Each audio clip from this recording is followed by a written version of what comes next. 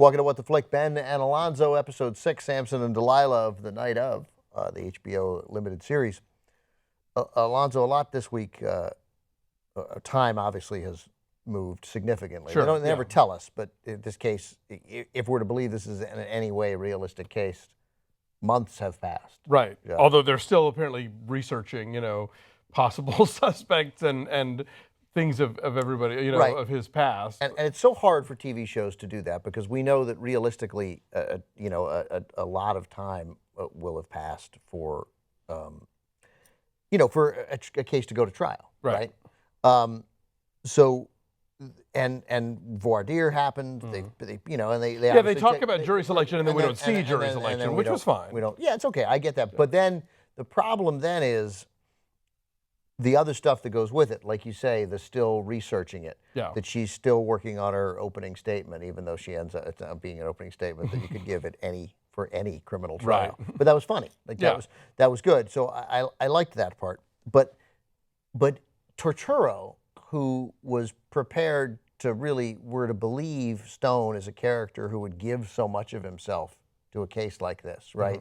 To the detriment at points of his own career. He's obviously a dedicated guy. If a client can't pay him, he's still showing up in court. He's still defending him vigorously. He seemed like this was an afterthought to him. Like, oh yeah, I got that Nazir Khan case. That's coming to trial soon. Like he was this. Again, the stuff coming to him. This is when when time causes a problem. Right. Because he would have been doing this throughout.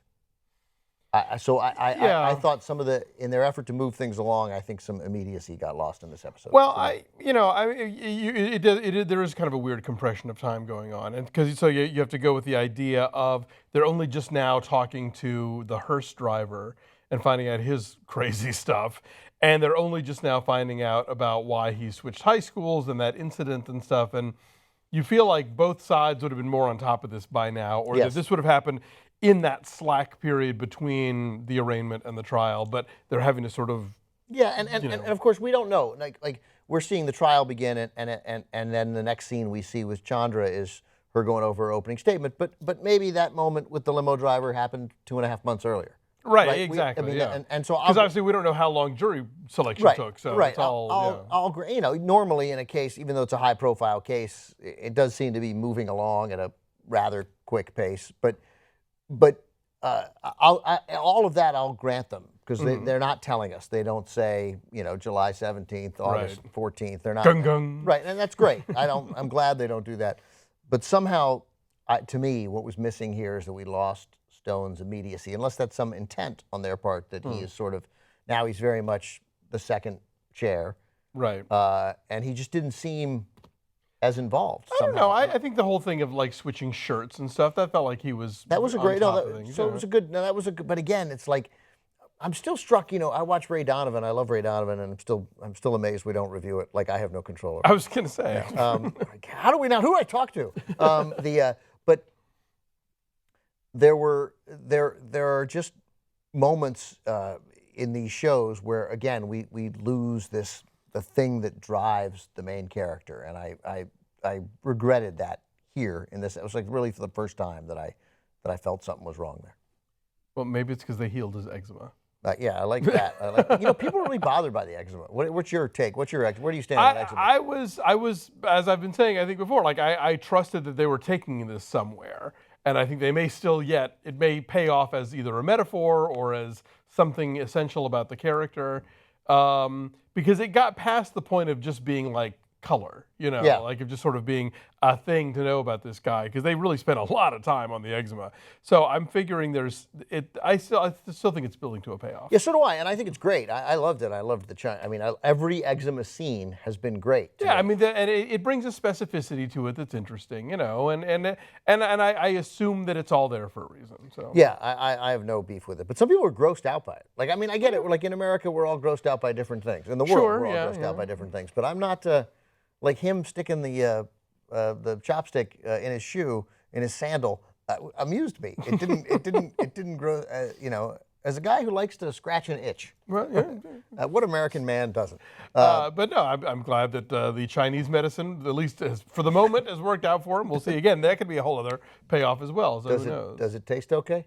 No, definitely not. Definitely not. Yeah. Yeah, no, I thought this was an interesting episode in terms of how they kind of keep throwing things at you where, oh, maybe he didn't do it. Oh, wait, maybe this other guy did it. Oh, no, maybe he did do it. You know, like, Right. so the obviously the incident from his childhood for me felt like more the kind of thing that will sound bad in a courtroom, but at the same time, I think maybe does point to, again, the you know, as his prison mentor says, you know, his untapped rage inside. So maybe that, you know, so maybe it is damning in a way that that's not just on a surface level, but that, okay, maybe this guy is capable of this sort of thing. But then at the same time, you get the hearse driver, who I don't necessarily buy as a suspect, but definitely it throws out the idea of like, oh, you were really paying a lot of attention to this, and you're creepy. So we'll hear it when Chandra and Stone put on Naz's defense, right? Which I hope we get to see. But I mean, we ended last episode in this dramatic moment of you know, to me, like I think I talked about it in the review. Let me fix this disaster happening here. I mentioned in the review how I loved the parts where Stone was a badass lawyer, where he talks about what ketamine does. And she's like, how do you know all this stuff about drugs? And he says, I'm a lawyer. Like, what's your problem? Yeah, why don't you? Why don't you? Right, you know, this is what lawyers do. And to me, when I briefly entertained the thought of being a lawyer, I never imagined, as I'm sure many people don't, but I never imagined myself, you know, in an office, you know, going over documents and taking depositions in civil cases, right?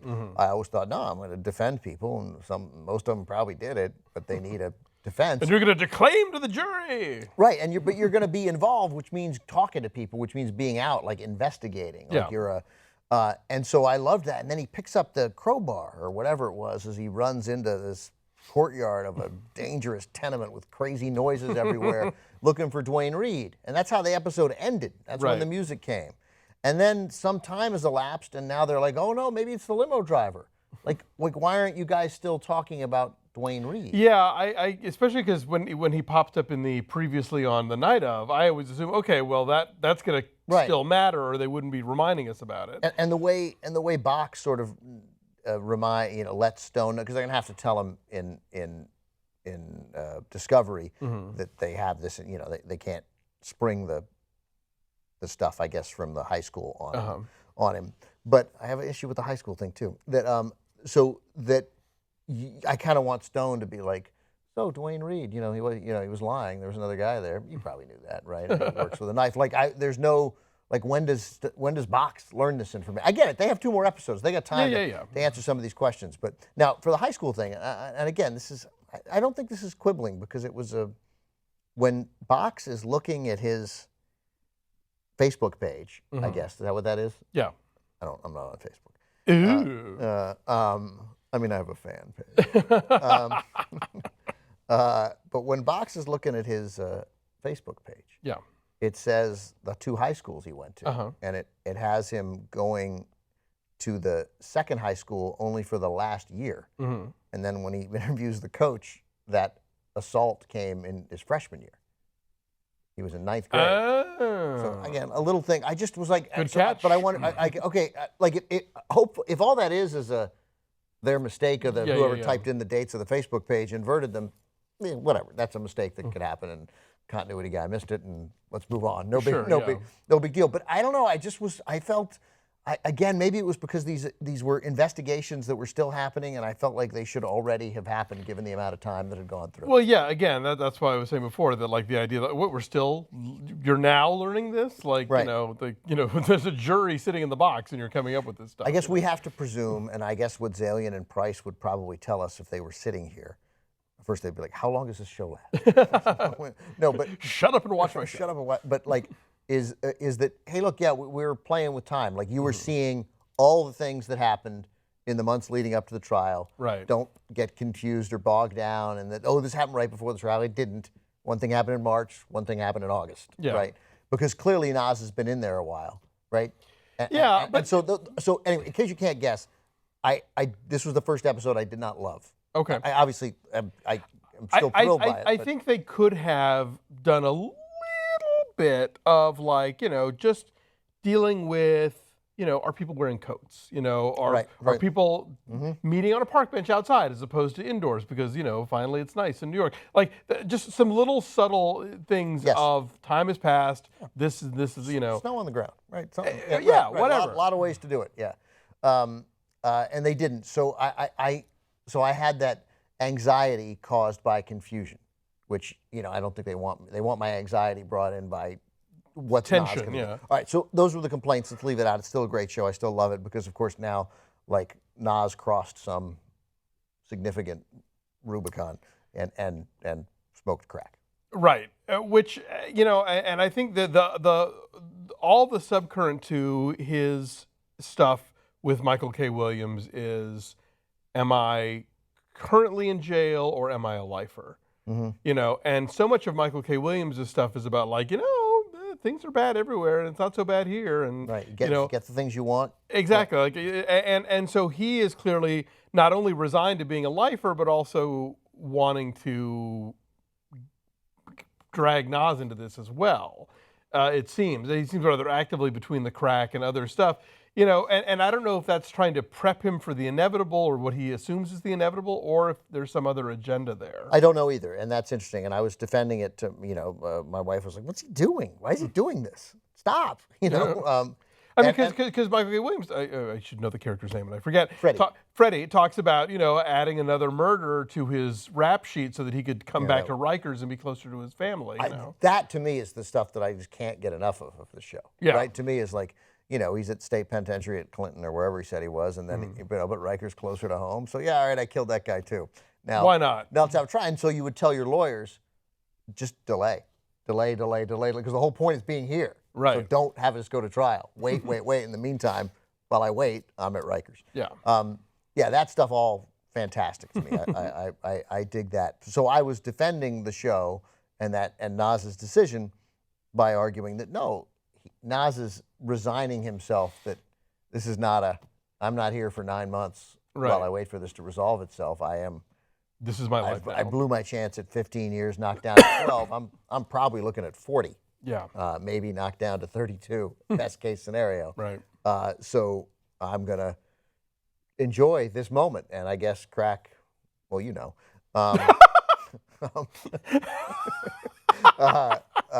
going to guess this is going to enjoy this. Yeah, I mean, why not? Right. Why not?